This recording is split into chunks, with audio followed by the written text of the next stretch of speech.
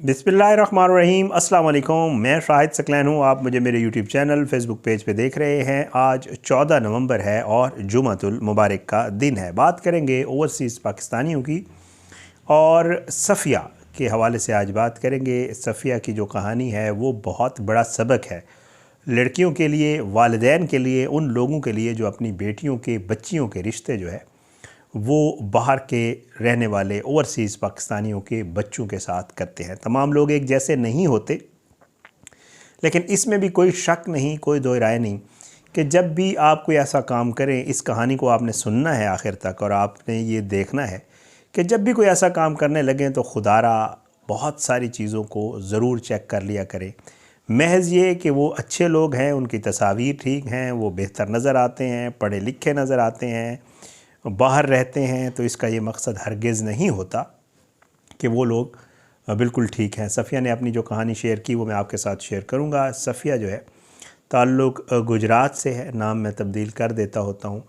उन्होंने मुझे बताया कि जी हम एक आम फैमिली थे जैसे होते हैं, और आपको पता है मैं अक्सर वीडियोज़ में ज़िक्र करता रहता हूँ, ये जो एरियाज़ हैं यहाँ के लोग बहुत सारे मुल्क से बाहर हैं। गुजरात, मंडी बहाउद्दीन, सियालकोट, ये जो एरियाज़ हैं इन एरियाज़ के बहुत सारे लोग मुल्क से बाहर हैं। सफ़िया ये कहती है कि हम यहीं गुजरात के आसपास एक एरिया है, वहाँ के रिहायशी थे और घर में मैं पढ़ी लिखी थी। मैं यूनिवर्सिटी जाती थी और मैंने अपनी एजुकेशन, मेरे वालिदैन ने कम रिसोर्सेज होते हुए मेरे वालिदैन ने हम लोगों को पढ़ाया था, मेरे भाइयों को भी और हम मुझे भी। वो कहती हैं कि मेरी जब एजुकेशन कंप्लीट हुई तो मैं बहुत बेहतर शक्ल व सूरत की लड़की थी और जो है हर जिस तरह तमाम वालिदैन की ख्वाहिश होती है, मेरे वालिदैन की भी ख्वाहिश थी कि वो मेरी शादी किसी अच्छी जगह करें। रिश्ते आए, कुछ रिश्तेदारों ने रिश्ता भेजा और कुछ वैसे आउट ऑफ जो फैमिली है वो भी रिश्ते आए, लेकिन कहीं ना कहीं अल्लाह ताला ने नसीब में नहीं लिखा था, तो कुछ किसी भी वजह की पे जो है वो मेरा रिश्ता नहीं होता था। बहरहाल जी कहती हैं कि जो वालिदा है उन्होंने रिश्ते वाली ख़वातीन भी कुछ रिश्ते ले आती थी, तो ऐसी ही असना में वो कहती हैं कि जी रिश्ते वाली एक हमारी जानने वाली थी, मेरी वालिदा की जानने वाली थी, वो एक रिश्ता ले आई कि जी फैमिली जो है वो यूके होती है, लड़का जो है वो बेहतर है, पढ़ा लिखा है और आपकी बेटी का उन्होंने रिश्ता मांगा है। वालिदा ने जो है वो उसे कहा कि उनकी तस्वीर उनसे हमारी बात करा दें। वो यूके में रहते थे और वो जो रिश्ते वाली थी वो उनकी तस्वीर और उनके कॉन्टेक्ट नंबर वगैरह और उनके साथ अगली बारी जब वो आई तो हाज़िर हो गई और मेरी वालिदा और मेरे वालिद को वो सारी चीज़ें उनकी दिखाई, उनकी फ़ैमिली के हवाले से कि वहाँ उनका किस तरह कारोबार है, कितने बेहतर हैं, उनकी तस्वीर वगैरह सारी चीज़ें दिखाई और उनसे बात भी करवा दी मेरे वालिदैन की। सफ़िया ये बताती हैं कि मेरे वालिदैन को बहुत ठीक लगा, मुनासिब लगा, लेकिन एक चीज़ जो उसमें प्रॉब्लम थी वो ये थी कि जी वो जो लड़का था जिसके शादी की या जिसके रिश्ते की बात हो रही थी, उसकी पहली बीवी उसे छोड़ के जा चुकी थी और उसके 2 बच्चे थे।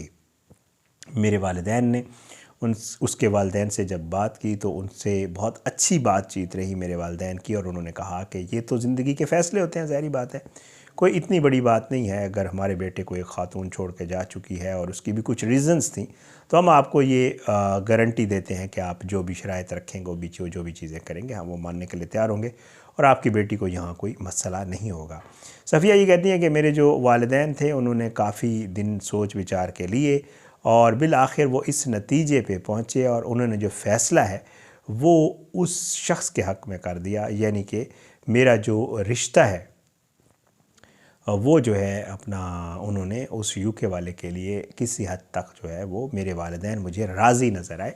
लेकिन मेरे वालिदैन ने कहा कि जी फिर इस तरह करते हैं कि सिर्फ़ बच्ची का रिश्ता नहीं करते, बल्कि उन्हें रिक्वेस्ट करेंगे कि वो जो मेरे भाई हैं दोनों, उनमें से दोनों या एक को जो है वो कोई ऐसा तरीक़ाकार बनाए कि वहाँ पे इनको कोई सेटल कराने में मदद करें। बेटी की शादी भी हम कर देंगे, लेकिन बाय द वे उन्हें कह देंगे अगर ये हो सका तो कहती है कि मेरे वालिदैन के जहन में शुरू से यही था कि बेटी भी शादी हो जाएगी और साथ में हमारे बेटों का भी कोई ना कोई सिलसिला हो जाएगा, क्योंकि वो भी पाकिस्तान में आपको पता है एजुकेशन जितनी भी बेहतर हो, जब तक कोई ऐसा सिलसिला ना हो तब तक नहीं होता। सफ़िया ये बताती हैं कि मेरे वालिदैन ने जब अपनी आमादगी ज़ाहिर की तो वो लोग जो है उन्होंने कहा कि जी हम निकाह जो है वो कर लेते हैं, रुखसती हम पाकिस्तान आएंगे तो करेंगे। और निकाह जो है वो आपको पता है ये रिवाज है, लोग करते हैं फ़ोन के ऊपर निकाह या व्हाट्सएप के ऊपर निकाह, वीडियो कॉल के ऊपर निकाह।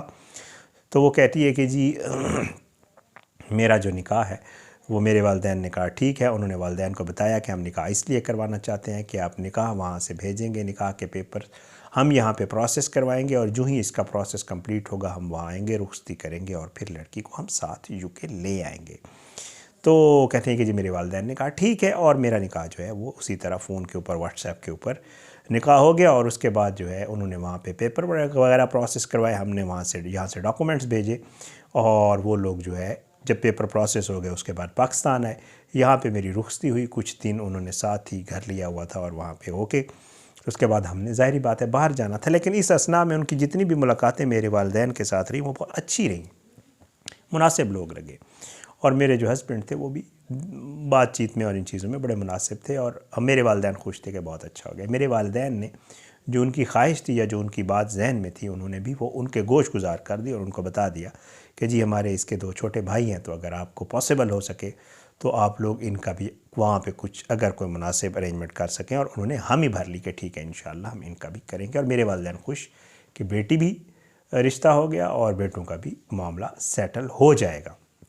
बहरहाल जी सफ़िया ये बताती हैं कि मेरी रुखसती हो गई और मैं जो है अपने जो इन लॉज थे उनके साथ यूके चली गई, बरतानिया चली गई। और वहाँ जाके जो मेरे इन लॉज थे, जैसे अमूमन होता है मुझे अक्सर ये स्टोरीज सुनने को मिलती हैं कि वहाँ जाके उन्होंने जो लड़की के पेपर्स थे यानी पासपोर्ट वगैरह वो उन्होंने ले लिए। उन्होंने कहा ठीक है जी आप पेपर्स अपने दे दें हमें, पासपोर्ट वगैरह। और फिर लड़की जो है वहाँ पे सफ़िया रहना शुरू हो गई। सफ़िया कहती है कि 2-4 दिन, 6 दिन, 10 दिन, महीना बहुत ठीक गुज़रा, मुनासिब गुज़रा, बुरा भी नहीं कह सकते और बहुत अच्छा भी नहीं कह सकते। क्योंकि मेरे जो हस्बैंड थे वो उनकी जो आदत थी या जो उनका रवैया था उससे मुझे वाज़े नज़र आता था कि शायद ये इस शादी के लिए या अपनी उस बीवी के गम में ज़्यादा हैं क्योंकि उनके बच्चे इनके पास थे। और दूसरा ये है कि शायद वो दूसरी शादी के लिए विलिंग ही नहीं थे। उनकी माँ ने और उनके बाप ने उनको ज़बरदस्ती इस चीज़ के लिए राज़ी किया था। सफ़िया कहती है ये यार अब राज जब मुझ पे खुला तो मेरे लिए तो मज़ीद परेशानी थी क्योंकि मेरा जो हस्बैंड था वो मेरे साथ उस तरह का मियाँ बीवी वाला बर्ताव नहीं करता था और ना ही हमारे दरमियान को इतनी ज़्यादा हम आहंगी थी, माँ सिवाय इसके कि मैं उसके बच्चों का ख्याल रखती थी या उसके वालिदैन जो थे उनका ख्याल रखती थी। और जब से मैं आई थी यूके तब से घर तकरीबन मैं ही संभालती थी और वहाँ पे जो है मुझे बहुत ज़्यादा काम काज और इस तरह के मामलात में तो मेरे पे 2 परेशानियाँ थी। एक ये कि मैंने पूरा घर संभालना है, हर किसी का ख्याल रखना है, थोड़ी सी भी कोई कोताही, कोई लापरवाही हुई जो कि मैं नहीं होने देती थी तो मेरे ऊपर हज़ार मसाइल होते थे। और बाकायदा तौर पे जो मेरी मदर इन लॉ थी वो मेरे हस्बैंड को प्रॉपर जैसे एक मशरक़ी सासें होती हैं ना प्रॉपर वाली, वो वाली शिकायत लगाती थी। और मेरे हस्बैंड जो है वो अक्सर व बेशतर मेरे ऊपर इस चीज़ पे बरहमी का इजहार भी करते थे, नाराज़ होते थे कि तुम्हें इतना तुमसे नहीं होता कि हम तुम्हें वहाँ से उठा के यहाँ ले आएँ और तुम मेरी माँ का और मेरे बाप का और मेरे बच्चों का ख्याल रख सको। तो मुझे ये लगता था कि ये मुझे लाए ही इसीलिए हैं, मैं नौकरानी बन गई हूँ, मुझे ये वाइफ़ या बहू के तौर पे नहीं लाए बल्कि एक मेड या नौकरानी के तौर पे लेके आए हैं। और बच्चों का भी मैं ख्याल रखती थी और बच्चों के मामले में ज़रा सी भी कोताही जो मेरे हस्बैंड थे वो बर्दाश्त नहीं करते थे। और कभी अगर उनको फ़ील होता था कोई ऐसा मसला हुआ तो वो बाकायदा तौर पे मुझे मारने पे तुल जाते थे। सब ये कहती है कि मुझे बहुत ज़्यादा परेशानी थी और वक्त गुज़रता गया आहिस्ता आहिस्ता।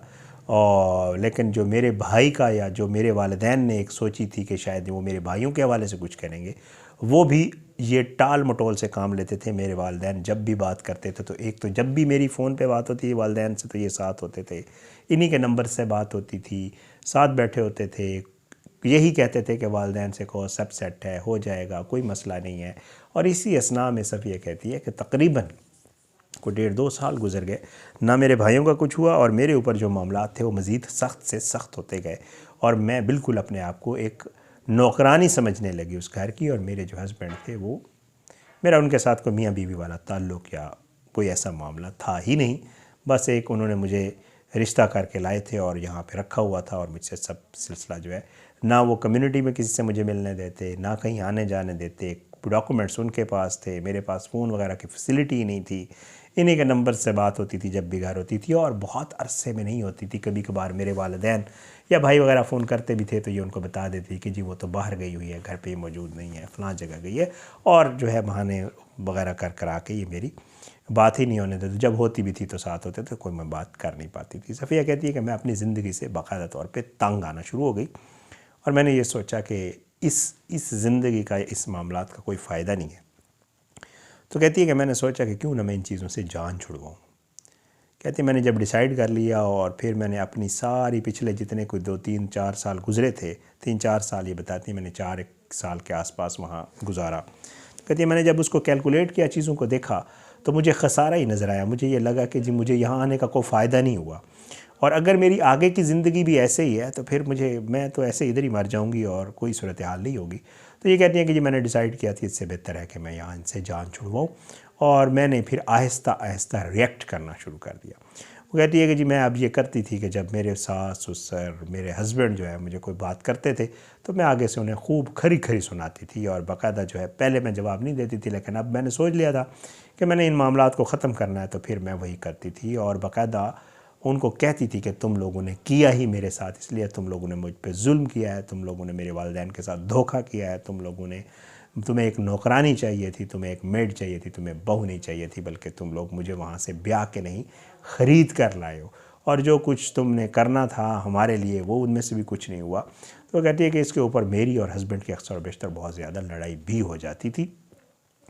मुझे हाथ वो इसलिए नहीं लगाता था कि वहाँ के कवानीन का मुझे इतना तो पता ज़रूर चल चुका था कि अगर इसने मुझे कुछ कहा तो मैं एक नंबर डायल करना है, और उसके बाद इन लोगों का यहाँ पे मसला हो जाएगा। तो और मैं इस चीज़ की धमकी बाकायदा उनको देती थी कि ख़बरदार अगर मुझे हाथ लगाया तो मैं कॉल कर दूँगी, मैं किसी को बता दूँगी, मैं पुलिस कॉल कर लूँगी, और फिर तुम लोगों की खैर नहीं होगी। और वो इस चीज़ से बाकायदा तौर पर डरते थे, और इस वजह से मुझे उन्होंने कभी किसी टॉर्चर या किसी और तशद्दुद वग़ैरह का निशाना नहीं बनाया था। बहरहाल सफ़िया कहती है कि जी इसी तरह मामला होता रहा, और जब मामला बहुत ज़्यादा बिगड़ गया, जब सूरत हाल बहुत ज़्यादा ख़राब हो गई, जब उनको भी ये लगने लग गया कि अब ये किसी सूरत भी हमारे हाथ नहीं आएगी, या अब ये रिएक्ट करने लग गई है, अब ये बगावत पे उतर आई है, तो उन्होंने बाकायदा मेरे घर वालों को कंप्लेंट्स करना शुरू कर दी पाकिस्तान कि आपकी बेटी जो है वो तो बदतमीज़ी करती है, वो ये करती है, वो करती है, इस तरह की चीज़ें जो है मेरे वालिदैन को कहते थे, और मेरी जो कोई बात होती थी वो मेरे वालिदैन तक नहीं पहुँच पाती थी। ये तकरीबन कॉल करके अक्सर और बेशतर मेरे वालिदैन को मेरे हवाले से भड़काना शुरू कर देते थे, और कहते थे।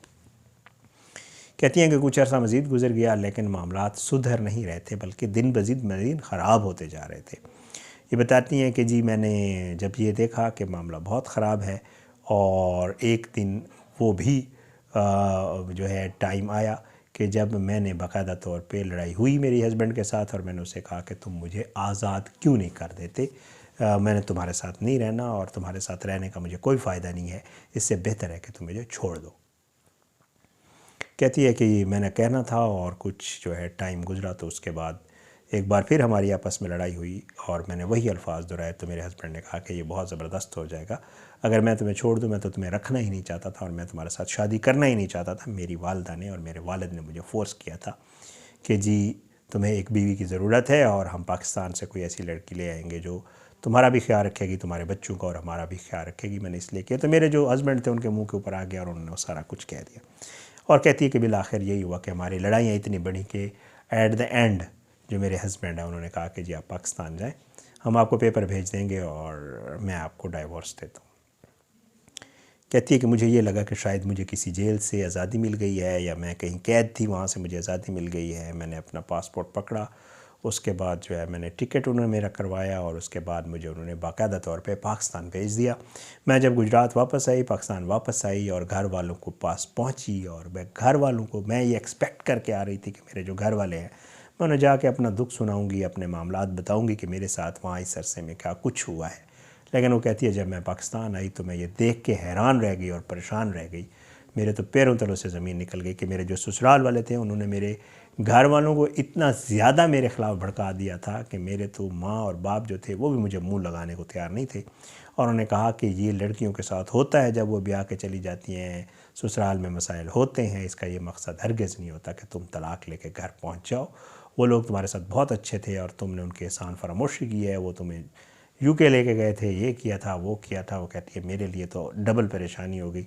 उधर से वो छोड़ के आ गई थी, इधर वालदैन मुँह नहीं लगा रहे थे, भाई उल्टा नाराज़ थे कि जी हमारा कोई काम हो जाता, हम सेटल हो जाते। लेकिन वो कहती कि मेरी बात सुनने को कोई तैयार ही नहीं था और ना कोई मेरी बात पे एतबार कर रहा था। और वो कहती कि मुझे ये लगता था कि पता नहीं वाकई कहीं मैं कसूरवार तो नहीं हूँ, कहीं मेरी वजह से तो इन बेचारों के मसाइल नहीं हो रहे।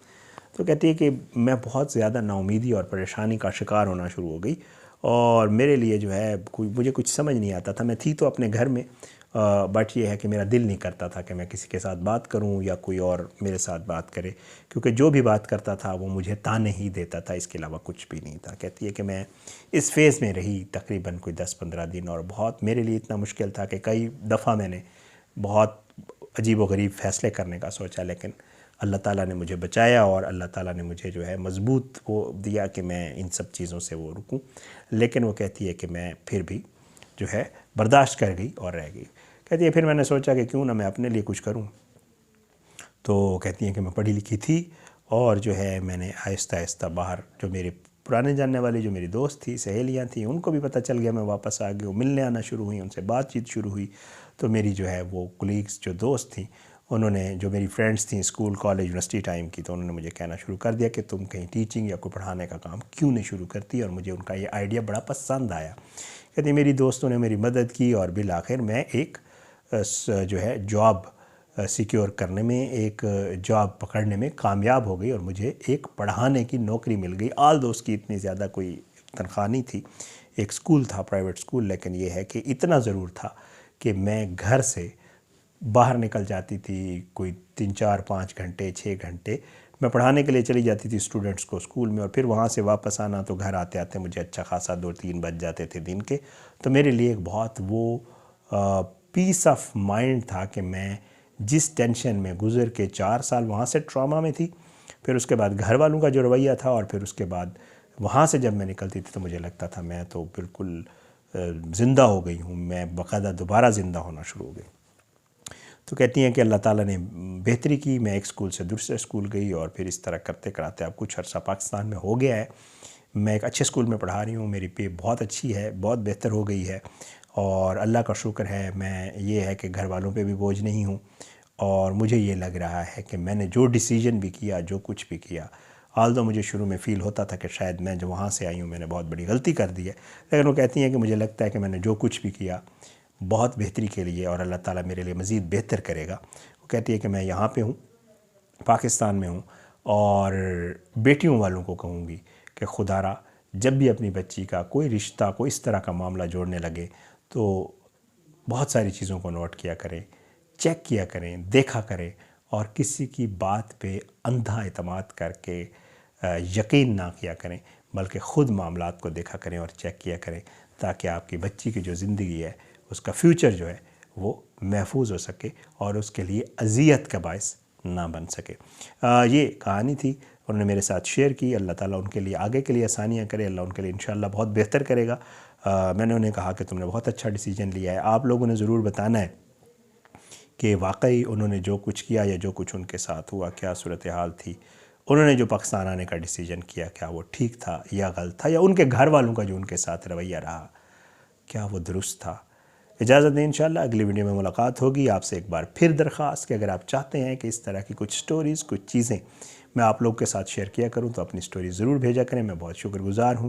मेरी वीडियोज़ के नीचे आप कमेंट कर रहे होते हैं, मैं आपको नंबर दे रहा होता हूँ और आप मुझे स्टोरीज़ भेज रहे होते हैं। ये स्टोरी भी पिछली मेरे ख़्याल से 2 वीडियो पहले मैंने एक वीडियो की थी, उसके नीचे कमेंट में नंबर मांगा था इन्होंने मुझसे, और मैंने नंबर दिया और उन्होंने मेरे साथ शेयर किया। अपनी दुआ में याद रखिएगा। इंशाअल्लाह अगली वीडियो में मुलाकात ज़रूर होगी। इजाज़त दें। पाकिस्तान जिंदाबाद। अल्लाह हाफ़िज़।